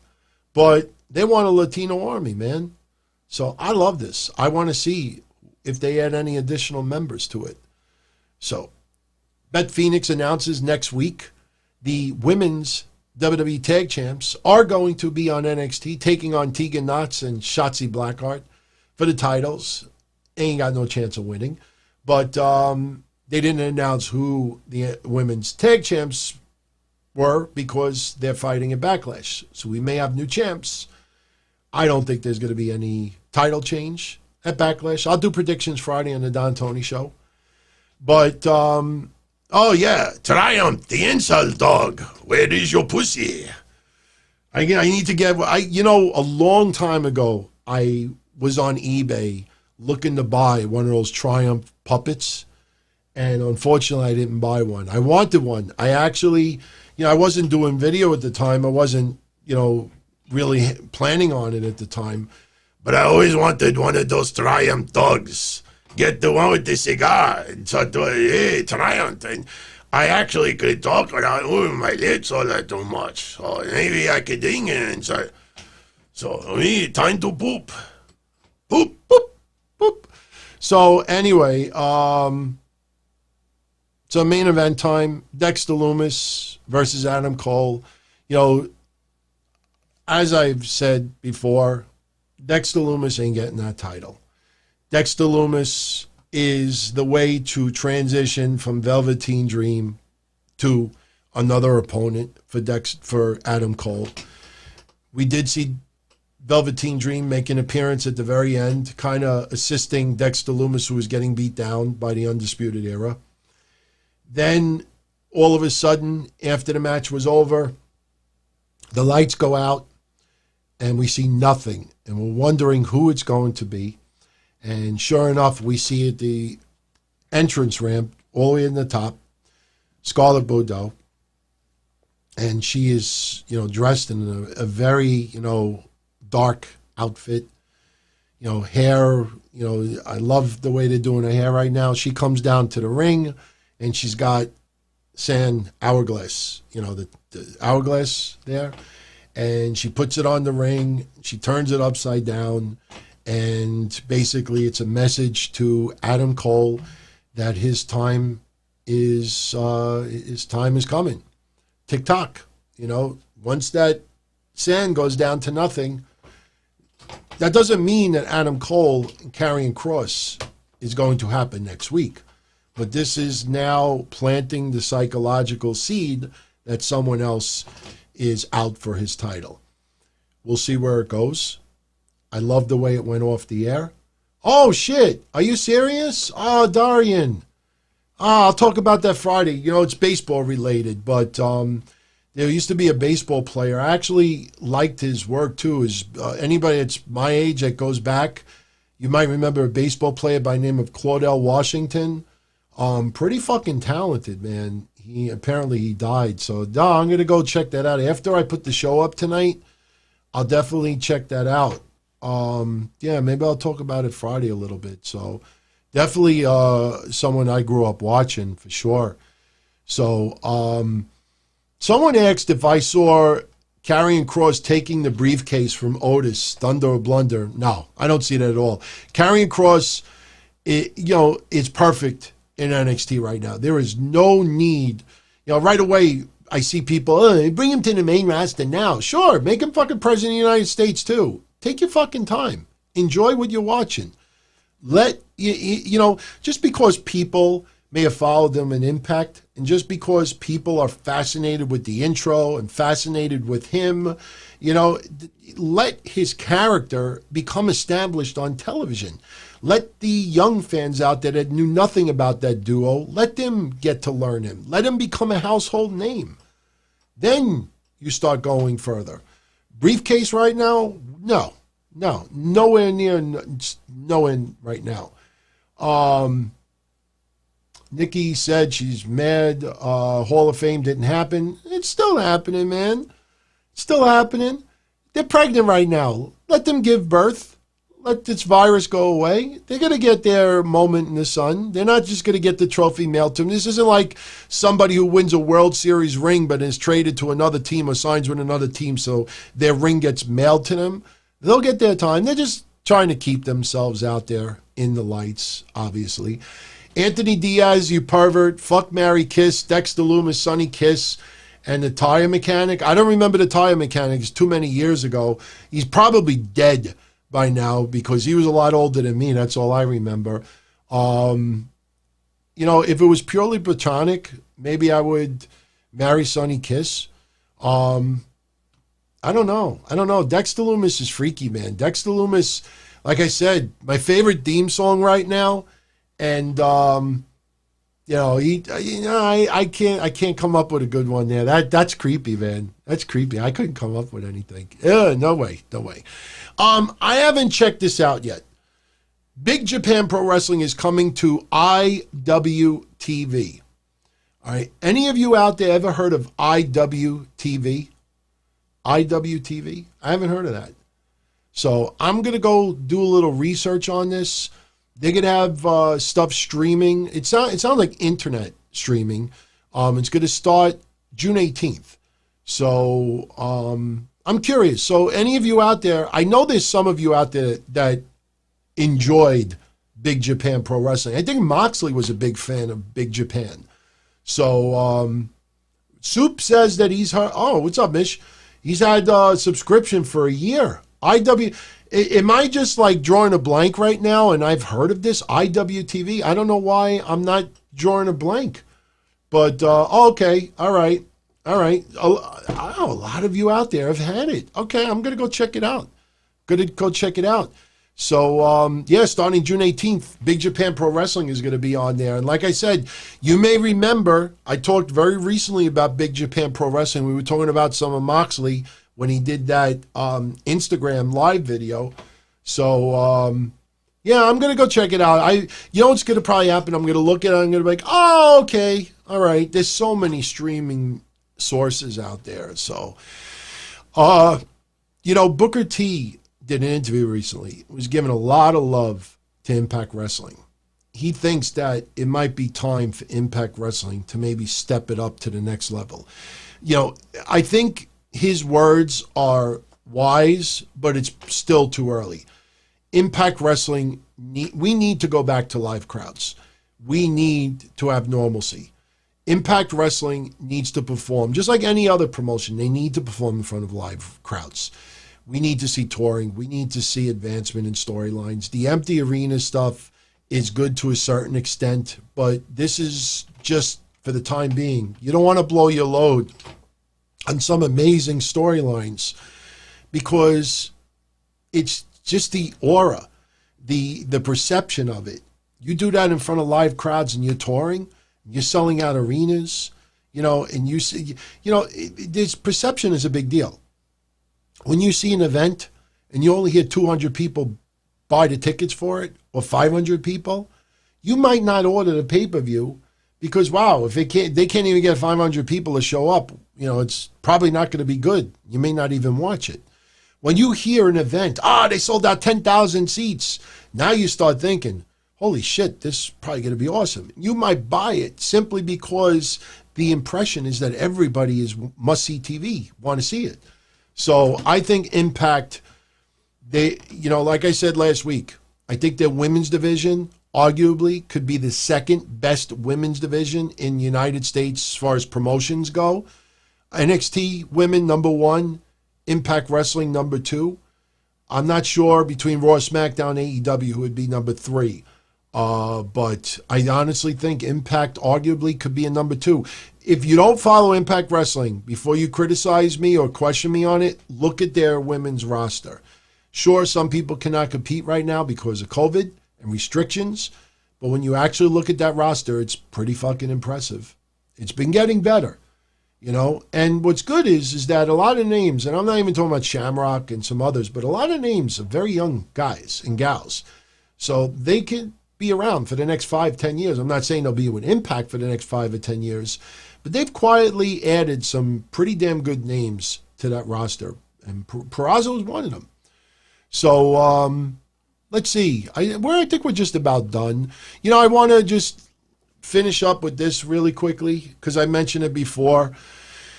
July 20th is when the driver that killed Matt Travis goes to trial here in New York. A lot of you remember the tragedy where Matt Travis was riding his bike in the Bronx and got hit by a vehicle that left the scene. They did arrest the guy, commercial driver for a company. His name was Luck, L-U-C, middle initial C, as in cat, last name Vu, V-U. And I did a little research, and it was kind of disturbing when I started to realize that not only did this guy run over Matt Travis, but he left the scene and the guy died because of it. And I found that he is charged with 1 count of failure to use due care due to serious injury. Didn't stop, care for the person. He's also charged with, by the way, that is a traffic infraction. It's not even a felony.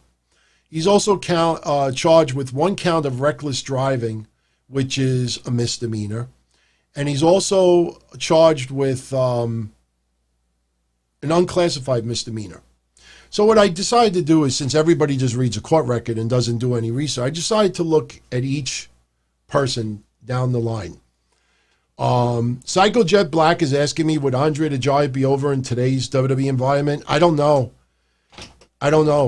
He would have, put it this way, he would have to really be beloved by the kids. Andre the Giant, I don't know if would work in today's era. I think he would have to have that aura in Japan and just be absolutely beloved by young fans and get that respect. He would have, put it this way, the Andre the Giant of 1983, I think would work in today's era. The Andre the Giant of 1988, 89, I don't know if it would work. Too slow. I think people would, I had somebody on my hotline in a podcast 15 years ago, 12 years, 13 years ago, somewhere in there.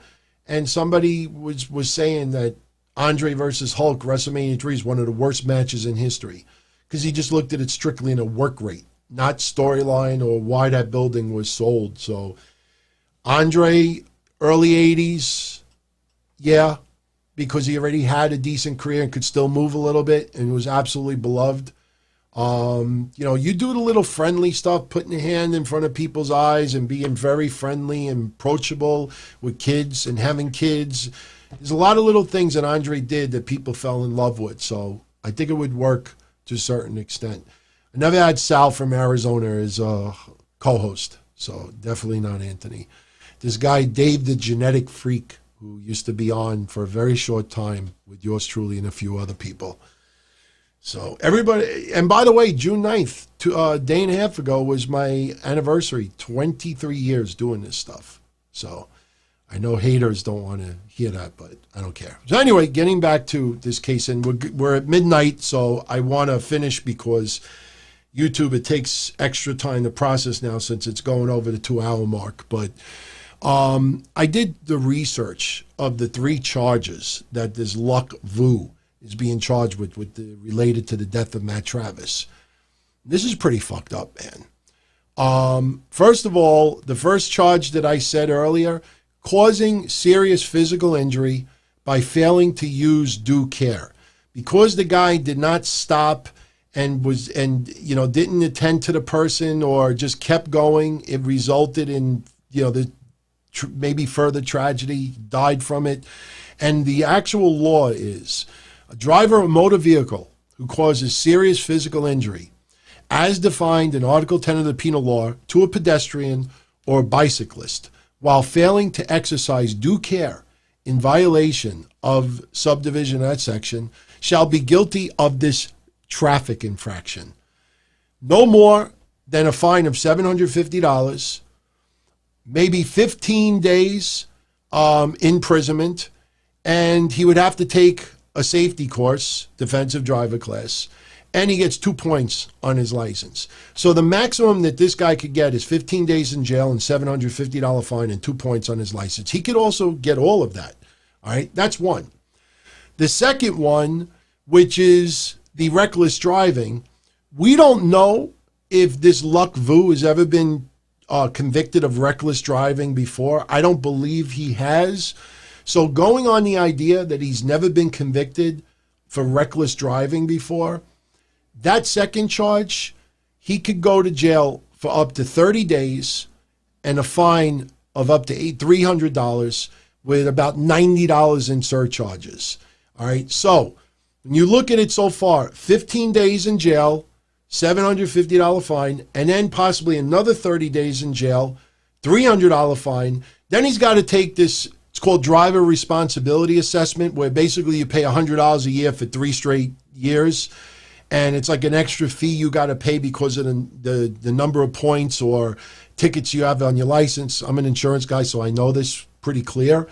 So that's what he's facing so far. And then the third charge, which is even more ridiculous, is any driver of a motor vehicle who violates this subdivision where the motor vehicle causes contact with a pedestrian or bicycle and thereby causing physical injury shall be guilty of a misdemeanor, and it's punishable by fine of no more than $250 or 30 days in jail.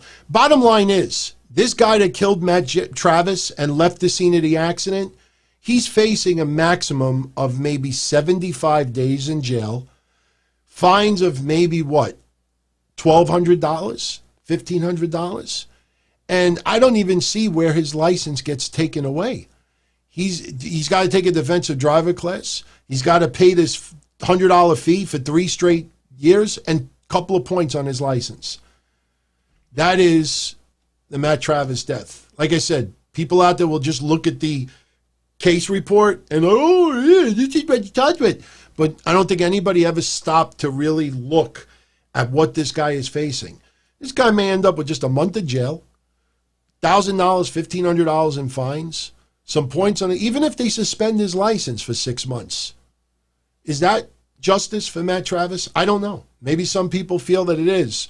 But when I started really looking at this closely, and remember, didn't the guy like turn onto a road that he wasn't supposed to, and he fucking clipped Matt Travis? And, you know, I don't know if there was cameras that got any of this, but man, this is so fucked up. So sorry to end on a down note, but I just wanted to see, you know, when we leave, Kite Lime just did a search for WWE News, and almost every article that Kite Lime pulled up has a word with the letters LY at the end of it. Probably, possibly, likely. You just go search today.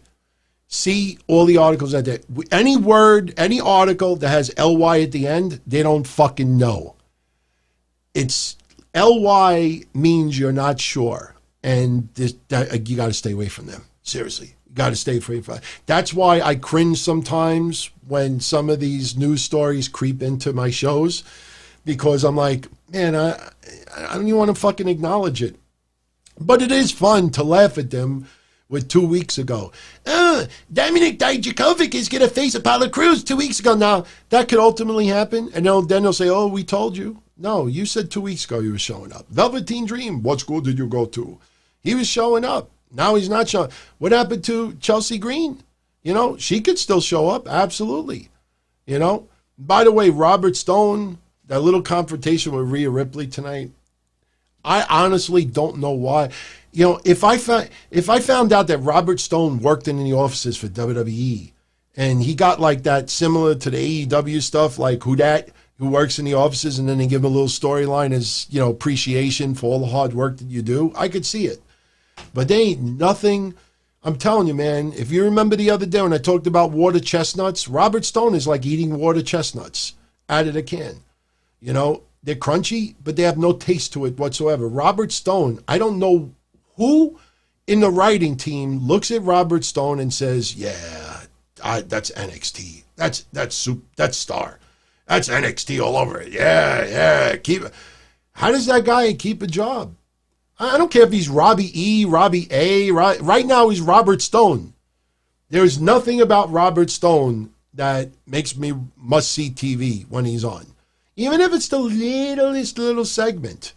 You know, that little segment can be used, you know, in many different ways. So, Robert Stone does look a little bit like Tony Khan, the way they have him dressed up. They do. But I have nothing against him personally. Shirt makes me look thinner. Thank you. But look, about 4 minutes over. I want to get out of here so this could get online. I also got, you know, prepare for work for the morning. So I want to thank everybody for tuning in.